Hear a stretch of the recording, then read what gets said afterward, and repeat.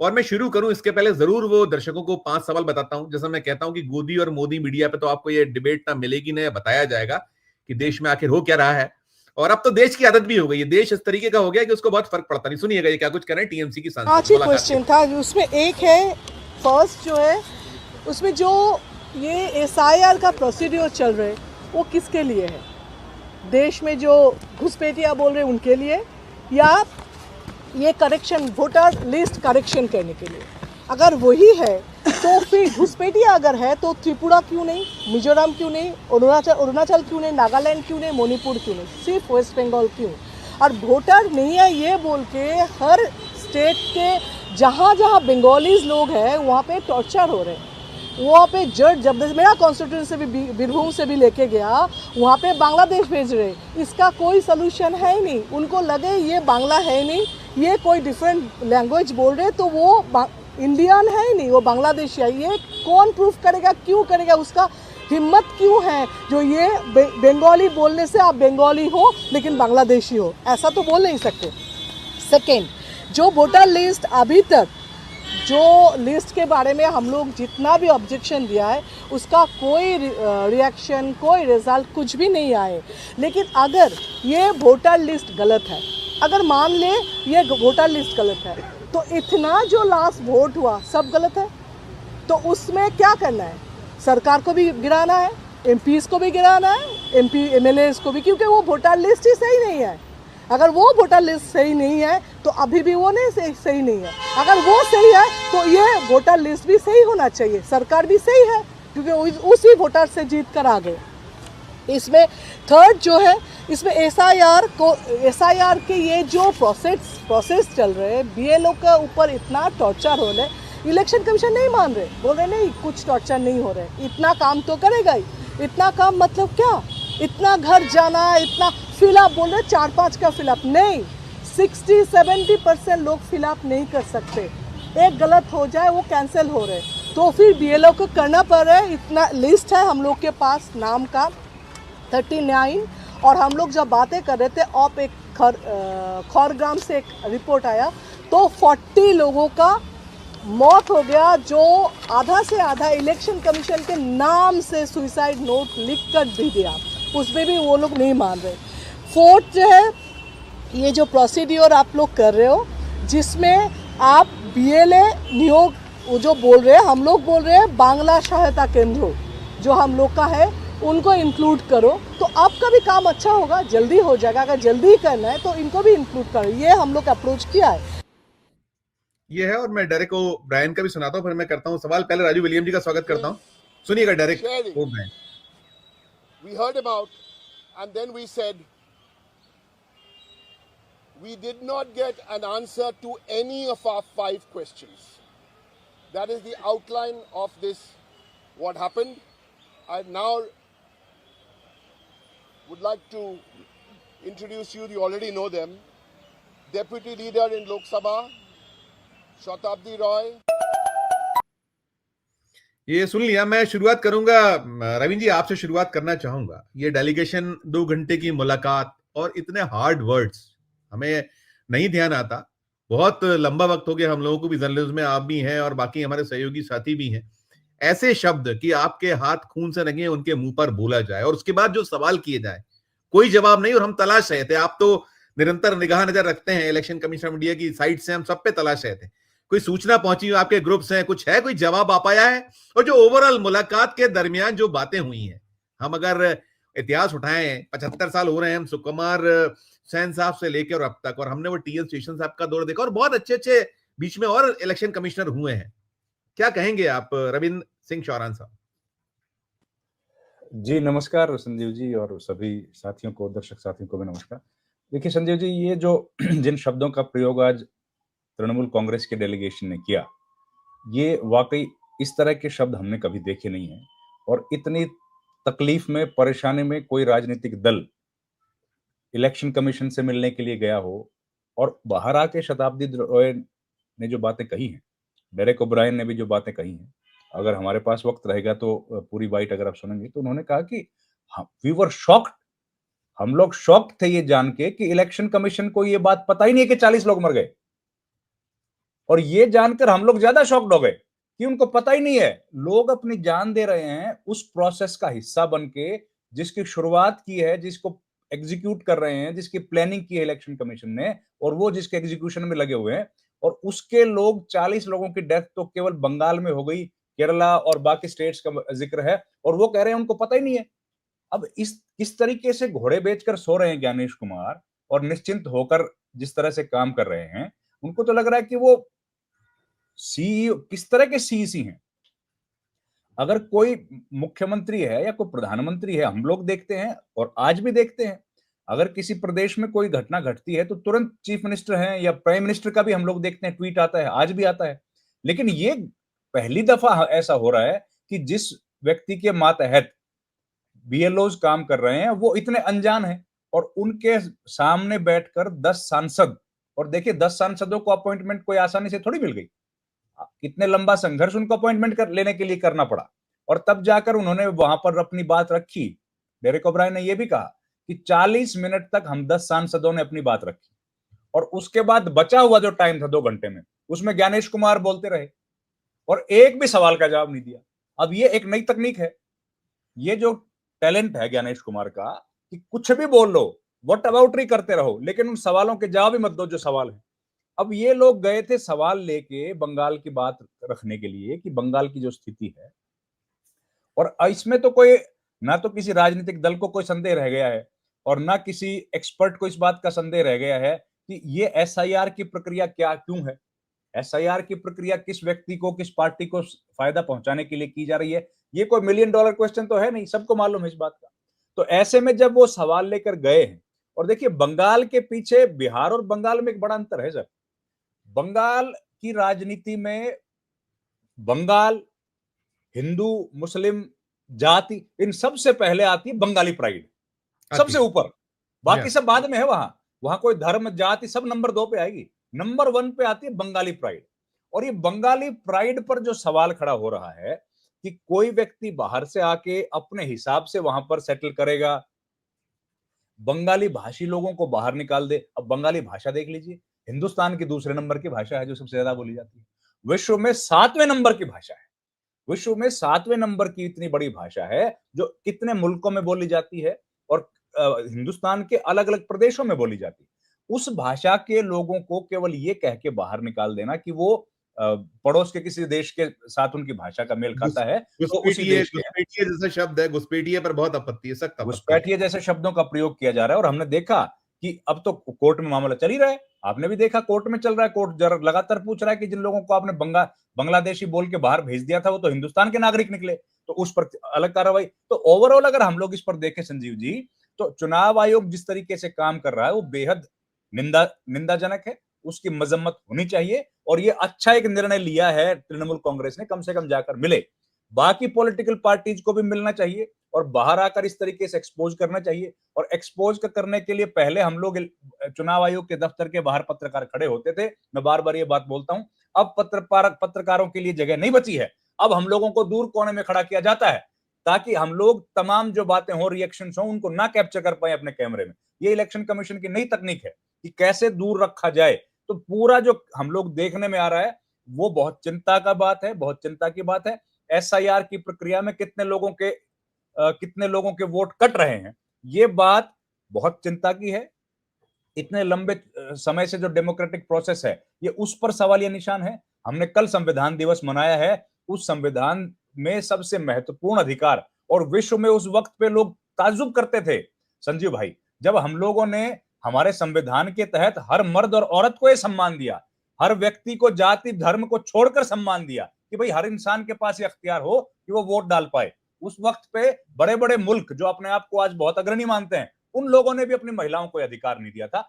आज वो अधिकार छीनने जा रहा है, वो भी एक ऐसी एक्सरसाइज है जो तमाम सवालों से घिरी हुई है। सुप्रीम कोर्ट में लगातार उस पर सवाल खड़े हो रहे हैं और चुनाव आयोग उसका जवाब दे नहीं रहा है। तो ये अपने आप में बहुत घोर चिंता की, घोर निंदा की बात। जी संजीव, मैं अगले चरण में आपसे पूछता हूं, आप मैं पूछना चाहूंगा नेक्स्ट फेज में कि आपके कुछ आउटकम आया कि इलेक्शन कमीशन ऑफ इंडिया कोई प्रेस नोट हो, कुछ हो, या उन्होंने कुछ कहा हो, या नहीं आया हमारे पास अभी तक हमारे पास नहीं। कोई जवाब नहीं, तो चुनाव आयोग ने रिस्पॉन्ड ही नहीं किया ना। चुनाव आयोग नॉर्मली क्या करता था संजीव भाई, हमारा जो ग्रुप है पत्रकारों का, उस ग्रुप में वो लोग भेजते थे कि आज ईसीआई से ये डेलीगेशन मिलने आया है, ये आया, इस डेलीगेशन के साथ बात हुई। उस ग्रुप में अब क्या आता है कि ज्ञानेश कुमार ने ये किया, ज्ञानेश कुमार अंतरराष्ट्रीय जो इलेक्शन कमेटी है कोई एक, उसके अध्यक्ष बन गए, चेयरमैन स्टॉकहोम में जाके, ये सब चीजें आती हैं। जनता ने सवाल पूछे। अब बिहार का चुनाव गया, बिहार के चुनाव से संबंधित ढेर सारे सवाल थे, हमने उस ग्रुप में डालते थे, भैया लल्लन सिंह का क्या किया, ये आदमी कुछ भी बोले जा रहा है, सन्नाटा। मतलब चुनाव आयोग ये मान के चल रहा है कि उसकी जवाबदेही है ही नहीं, वो यूनिलेटरली अपनी तरफ से जो फैसला कर दिया वो ठीक है, कोई सवाल जवाब करेगा तो उस पर कोई जवाब नहीं। और अब पिछली बार भी हमने देखा था विंटर सेशन में, कि विंटर सेशन में भी माफ कीजिएगा, मॉनसून सेशन में और विंटर सेशन में भी ये सवाल उठेगा कि क्या सीईसी ज्ञानेश कुमार के खिलाफ कोई महाभियोग आ सकता है, लेकिन कम से कम उस पर चर्चा हो। इस मामले को लेकर तो वो सत्र तो दिख रहा है, मुझे लगता है रविंद्र जी, मैं अगले चरण में बात करता हूँ, सत्र दिख रहा है कि वो क्या होने वाला है, वो तो दिख रहा है, लेकिन जवाब नहीं आया। ये मुद्दे की बात आपने बताई, देखिए आप आ रहा है, सत्र आ रहा है, 1 तारीख से सत्र है संसद का, और संसद के सत्र में संजीव जी उन्होंने पहले ही भूमिका बांध दी है कि जो है विपक्ष के लोग आके हमारे सामने रोते कि सत्र नहीं चलता है, तो पहले मैं वही आपको सीखना पड़ेगा। वही मैं पूछना चाह रहा हूँ। देखिए हम लंबे वक्त से है, ये जो चुनाव आयोग की बेईमानियां या चुनाव आयोग की जो ब्लेम्स हैं, चुनाव आयोग का जो वोट की चोरी और उनके अंपायर की जगह वो खिलाड़ी की तरह खेलना, क्या सत्र में कुछ है इस तरीके की समझ? देखिए जो बिखराव है कि इंडिया ब्लॉक में जिस तरीके के जो दल हैं, घटक हैं, वो सब अलग अलग स्थिति है, और जो काम किया है हम लोग शुरू में किया कि जो जिस एग्रेसिवनेस से आया है टीएमसी, ये सब जुटकर क्या आपको दिख रहा है जो आने वाला? क्योंकि राहुल गांधी ने अनाउंसमेंट किया हुआ है, कांग्रेस का अनाउंसमेंट है कि हम अभी प्रदर्शन भी करने वाले हैं, गांधी मैदान भी है, तमाम है। क्या है आपके पास इनपुट्स, क्या आ रहे हैं, कुछ है कुछ ठोस? संजीव जी, एक तो जब सदन की बात है ना, तो सदन में विपक्ष और खास तौर पर इंडिया गठबंधन जो है, वो आज से नहीं, जिस दिन से लोकसभा चुनाव खत्म हुआ तब से लेकर आज तक लगातार एकजुट है। लगभग हर मुद्दे पर उनकी एक राय है, और विशेष तौर पर बड़े मुद्दों पर उनकी राय में कोई अलगाव नहीं देखा हमने, सब एक राय है। हाँ, लेकिन अलग अलग पॉलिटिकल पार्टीज हैं, वो एक छत के नीचे आई हैं, तो जाहिर है उनका पहला जो इंटरेस्ट है वो अपने एरिया को सेव करना है। अगर तृणमूल कांग्रेस है तो बंगाल के लिए ज्यादा सेंसिटिव होगी, उसी तरीके से दूसरी राजनीतिक दल हैं वो अपने अपने इलाके में सेंसिटिविटी उनकी है, लेकिन बड़े मुद्दों पर वो लोग एक हैं, और इतना मजबूती के साथ विपक्ष की आवाज इसके पहले हमने संसद के भीतर नहीं देखी, ये पहली दफा है। हाँ, लेकिन मसला क्या है संजीव भाई, मसला है गोदी मीडिया के एजेंडा का। जिस दिन से इंडिया गठबंधन बना है तब से लेकर आज तक हम लोग रोज ये बात सुन रहे हैं, सवेरे शाम अखबार में, टीवी में, कि टूट गया, ये तो टूट गया, ये अलग है। और उससे क्या है कि हम लोग भी इंसान हैं, हम लोग भी उससे प्रभावित हुए बिना नहीं रहते, हमारे भी जहन में ये बात आती है कहीं ना कहीं कि वाकई क्या टूट रहा है, क्या ये अलग अलग बोल रहे हैं क्या। ये आवाजें हम लोगों को यहां भी सुनाई देंगी, और जब हम लोग एनडीए के भीतर झांक के देखेंगे तो उसमें भी टीडीपी जब बात करेगी तो उसके लिए पहली प्रायोरिटी होगी आंध्र प्रदेश, एआईएडीएमके जब बात करेगी तो उसके लिए प्रायोरिटी होगी तमिलनाडु। वैसे ही यहां पर सिचुएशन है, उनमें कोई अंतर नहीं है, लेकिन ये मजबूत विपक्ष जो है ये ही नासूर बना हुआ है बीजेपी के लिए और एनडीए के लिए, और इसीलिए इस तरह के एजेंडे बार बार प्रोपोगेट किए जाते हैं गोदी मीडिया के माध्यम से। ये टूट गए, बिखर गए। अगर ये टूट गए, बिखर गए तो डर किस बात का है? फिर तो आराम से आप जो चाहो हाउस में करा सकते हो, लेकिन आज भी इस जो स्थिति है उसमें संविधान संशोधन कराने की हैसियत नहीं है, वो नहीं करा पा रहे हैं क्योंकि मेजोरिटी नहीं है, और मेजोरिटी नहीं है इसका मतलब विपक्ष एकजुट है, तभी तो नहीं करा पा रहे। नहीं तो हमने इससे पहले भी देखा है, 3 तलाक पर सब लोग विपक्ष में विरोध में थे, बावजूद उसके पास करवाया, राज्यसभा में भी करवाया, और ढेर सारे कानून कराए। 370 आर्टिकल को हमने देखा संशोधित होते हुए, सब करवाया गया, लेकिन विपक्ष एकजुट है। ज्ञानेश कुमार के मामले पर विपक्ष और ज्यादा एकजुट है, क्योंकि हर पॉलिटिकल पार्टी से असर, उसके ऊपर असर पड़ रहा है, विपक्षी दलों पर भारी असर पड़ रहा है। और ये जो 240 सीटें आई हैं संजीव भाई, ये इसी का रास्ता ढूंढा गया है एसआईआर से, कि कैसे 240 पर जो लोग बीजेपी आ गई है ये अगली बार 400 पे चली जाए या 350 क्रॉस कर दे, उसके लिए एसआईआर की प्रक्रिया की गई है। लोकसभा चुनाव चाहे 2029 में हो और चाहे 2027 में हो, लोकसभा चुनाव तो कभी भी हो सकता है, एसआईआर की प्रक्रिया निरंतर चलेगी, ये खत्म होगी, उसके बाद बचे हुए प्रदेशों की अनाउंस कर दी जाएगी, ये बात भी तय है। और जैसे ही ये प्रक्रिया पूरी खत्म होगी, तब हम लोगों को पता लगेगा कि कितने लोगों के वोट बचे हैं, कितने लोगों के वोट बन गए। और उस जब वोट पड़ेंगे, तब आदमी को मालूम पड़ता है कि भैया इनका तो वोट है ही नहीं। 65 लाख लोग वोट काटे। बिहार में कटे। हम लोग बार बार ये बात कहते हैं भाई 65 लाख काटे गए, तो वो कहाँ है? हम लोगों को नहीं दिखता। जब योगेंद्र यादव लोगों को खड़ा कर देते हैं कोर्ट में कि ये जिंदा इनका वोट काट दिया गया है, वो नहीं दिखाई देता मीडिया को। हम लोगों को नहीं दिखता जब राहुल गांधी चाय पीते हैं उन लोगों के साथ, वो हमको नहीं दिखाई देता। लेकिन हम लोग भी गोदी मीडिया के नैरेटिव में फंस जाते हैं कि भैया कहाँ है। अरे 65 लाख लोग इंडिविजुअल्स हैं, इंडिविजुअल लोग हैं। अपने वोट के अधिकार के लिए लोग कौन सड़क पे आएगा? और उनको मालूम पड़ता है उस दिन जब उनका वोटिंग का दिन होता है। उसके अलावा संजीव भाई, मैं आपसे पूछूं, आपका आधार कार्ड काम कर रहा है क्या? कैसे बताओगे आप कर रहा है कि नहीं? आधार कार्ड तो आपके पास है ना, जब आप उस पर उंगली लगाओगे पंच करके, तब ना पता लगेगा वो है कि नहीं है। तो वही वोटिंग का सिस्टम है। आदमी कोई 24 घंटे थोड़ी देखता है कि मेरा वोट काम कर रहा है कि नहीं कर रहा। वो तो लिस्ट में जाएगा, वहां पर नाम है तो ठीक है, नहीं है तो एक बूथ पर 1200 लोग हैं, 1200 का तो वोट कटेगा नहीं। कटेगा तो 10-20 का कटेगा। और क्या 10-20 लोग क्या सवेरे से लेकर शाम तक वहां लाइन में खड़े रहेंगे? एक आया, उसका नहीं है वोट, अपने घर चला गया, दूसरे का कट गया, तीसरे का कट गया। इस तरह के नाम, इस तरह के लोग हमारे सामने वोटिंग के दिन भी तो आए थे। लेकिन उनको, हाँ, यहां विपक्ष का काम है, विपक्ष उनको एकजुट नहीं कर पाया। विपक्ष उन लोगों को एक साथ इकट्ठे नहीं कर पाया, उनकी लिस्ट नहीं सौंप पाया आज भी मीडिया को कि इस बूथ पर इसका नाम कटा, इस बूथ पर इसका नाम कटा। यहां विपक्ष की गलती है। कांग्रेस पार्टी हो चाहे आरजेडी हो, इन दोनों की यहां सबसे बड़ी कमी है कि ये लोग वोट कटने के बाद तो बता दो, अब तो चुनाव हो गए, अब तो बता दो। वो लिस्ट आपके पास आज भी नहीं है। वो लिस्ट नहीं है, वही वही वही वो मैं एक लिस्ट चीज कहां है? पूछना चाहूंगा रवि जी, ये भी पूछना चाहूंगा कि जो सब आखिरी बात जी देखिए, योगेंद्र यादव नेता है कि छोटी सी पार्टी के नेता हैं, लेकिन उन्होंने 10-5 लोगों को तो सामने खड़ा किया।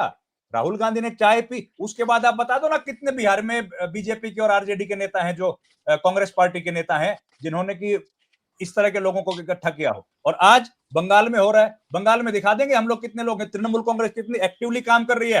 तृणमूल कांग्रेस वो काम नहीं होने देगी, क्योंकि तृणमूल कांग्रेस ने अपने पहले से ही वोटर दीदी का कॉन्सेप्ट वहां पे शुरू कर रखा है। तो ओपोजिशन को मजबूत होना पड़ेगा।